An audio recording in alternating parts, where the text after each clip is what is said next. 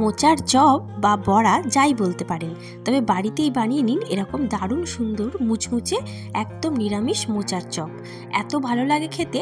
দেখুন এরকমভাবে নুন হলুদ দিয়ে ভাপিয়ে নেওয়া মোচার সাথে বেশ কিছুটা নারকেল কোড়া, আদা বাটা আর পরিমাণ মতো একটু নুন, চিনি আর গরম মশলা গুঁড়ো, আর কিচ্ছু দিইনি। এইভাবে সমস্ত উপকরণগুলোকে খুব ভালোভাবে হাত দিয়ে একটু মেখে নিয়েছি।